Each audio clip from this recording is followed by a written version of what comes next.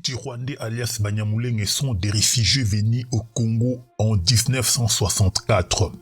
L'habit ne fait pas les moines, mais de belles plumes font des beaux oiseaux, dit-on. C'est autant que vous reconnaîtrez et saurez dissocier des Congolais autochtones des étrangers allogènes du parleur, langage inapproprié aux réalités socio-anthropologiques et historiques de notre pays. Mentez, il en restera toujours quelque chose, disait Voltaire. Ces criminels de guerre, Tutsi Burundais du RCD Goma, co-responsables du crapuleux assassinat des 86 officiers des FARDC sur la piste de l'aéroport de Kavumu le 3 août 1998, à savoir Moïse Nyarugabo, venu de son Burundi natal via Uvira, tout comme ce qu'ils appellent les chants de sa communauté, passe pour être le maître du mensonge. Quoi de plus normal que ça? Car les Ubwenge, c'est-à-dire les mensonges caractérisés en langue Kinyarwanda et culturelle chez eux. On aura beau faire la grande gueule pour dire les choses à son avantage, mais la vérité est inaltérable, tout comme l'histoire est infalsifiable. Détrompez-vous, le peuple congolais a une mémoire collective lui permettant de conserver et de restituer les données et les événements historiques. Contrairement aux thèses mensongères de ces bonhommes de Nyarugabo, de son état de député nominatif, la naissance de la RDC dans sa configuration, ou si vous voulez, dans ses frontières actuelles, et les résultats de la fin des travaux de la conférence de Berlin du 15 novembre 1884 au 26 février 1885 et des négociations relatives au tracés frontaliers qui s'en sont suivis plus tard entre les puissances coloniales européennes pour le partage du continent africain. Henry Morton Stanley, l'explorateur et journaliste américain d'origine galloise, pays de Galles, qui fit une extraordinaire traversée du continent africain du 17 novembre 1874 au 7 août 1877, rassembla des grandes connaissances sur les ressources de cette partie centrale du globe ainsi que sur les mentalités de ces populations.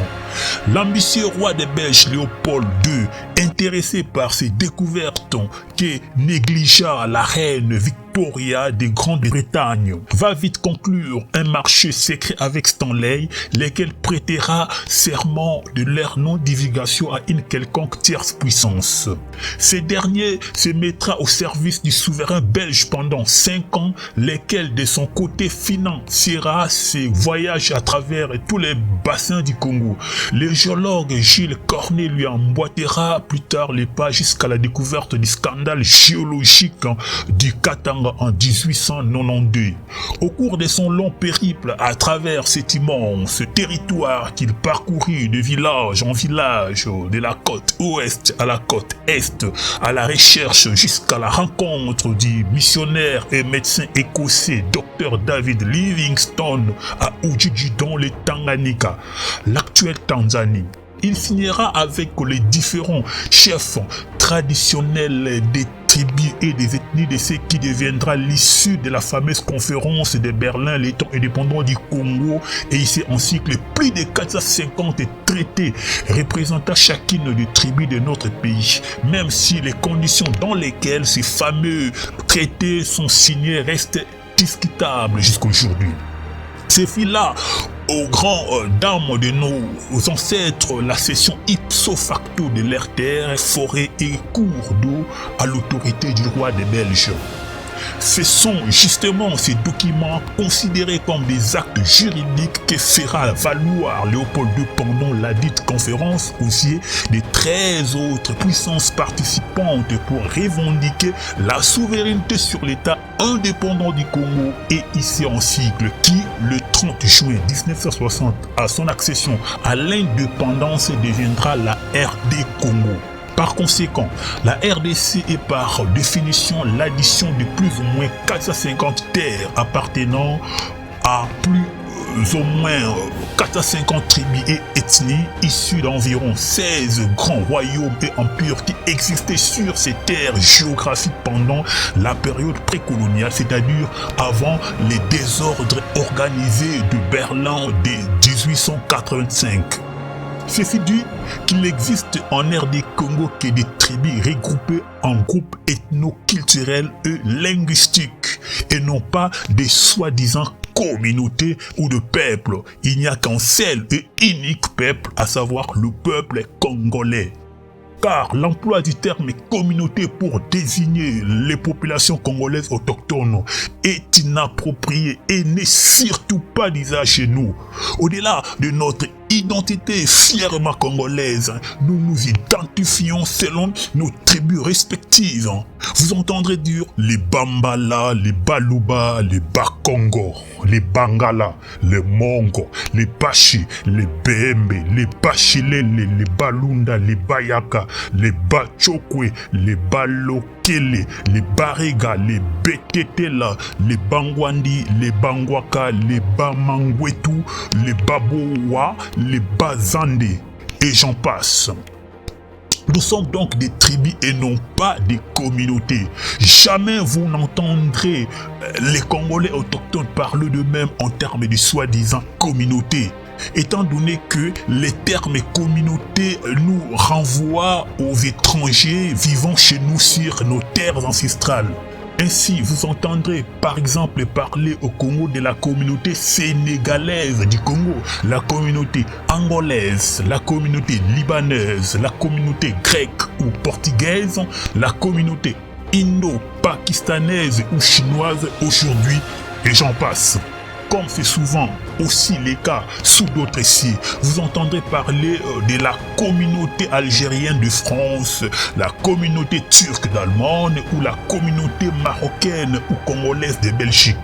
En conclusion, lorsque vous entendrez quelqu'un ou un groupe de gens prétendre qu'ils sont congolais et parler d'eux-mêmes en termes de communauté X, dites-vous qu'ils ne sont pas congolais autochtones, quelle que soit la véhémence de leur mensonge, plaidoyer ou les sophismes de leur argumentaire.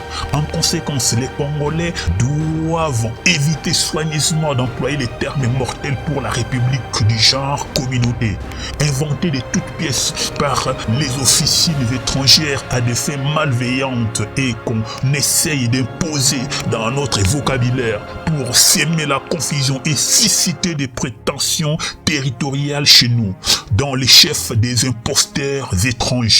Ainsi donc, sachez que tout soi-disant communauté qui porterait un nom fantaisiste d'une montage du type Banyamulenge, ce qui est contraire aux réalités anthropologiques du Congo où toutes les tribus portent les noms de langues ou dialectes dans lesquels elles s'expriment, ne pourrait être congolaise car la langue dans laquelle ces derniers s'expriment s'appelle Kinyarwanda. Donc, ils sont plutôt rwandais de l'ethnie Tutsi. Est-ce que Moïse Nyarugabo pourra nous dire les noms du chef traditionnel de sa soi-disant communauté qui aurait signé un supposé traité de cession de leur terre en Henry Morton Stanley des siècles ou des 100 ans auparavant et nous situer ainsi géographiquement où se situeraient ces terres imaginaires? Est-ce que Moïse Nyarugabo pourra-t-il nous citer les noms du chef traditionnel de ce qu'il appelle sa communauté qui, en dehors des politiciens qui sont des fabrications récentes de l'homme blanc qui auraient participé aux négociations de l'indépendance du Congo, la fameuse conférence de la table ronde Bruxelles du 20 janvier au 20 février 1960? En prétendant dans la vidéo que les Banyarwanda alias Banyamulenge seraient le plus nombreux à tomber sur les champs d'honneur, Moïse Nyarugabo vient là par un lapsus révélateur de nous confirmer que la RD Congo est effectivement sous occupation militaire du Rwanda. Car cela est inexplicable et défie toute logique arithmétique que des gens qui s'affiblent les titres des minoritaires, termes qui ne veulent d'ailleurs rien dire dans les contextes du Congo où il n'existe aucune tribu majoritaire ou minoritaire par rapport à qui à quoi, soit les plus nombreux avec plus d'officiers généraux. officiers supérieurs, sous-officiers et hommes de rang que n'importe quel autre des 450 tribus congolaises dans l'armée nationale, les FARDC. Les Banyarwanda Tutsi Rwandais alias Banyamulenge sont des réfugiés venus chez nous au Congo en 1964 grâce au Haut Commissariat pour les réfugiés et à la Croix-Rouge, comme les témoignent l'une des vidéos reportages qui accompagnent cette observation.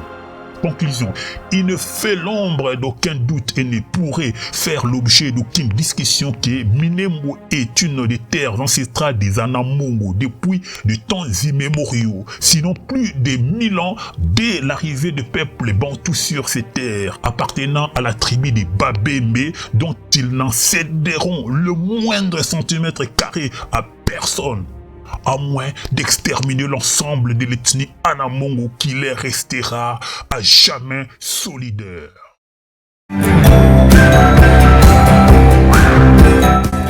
Como Christus.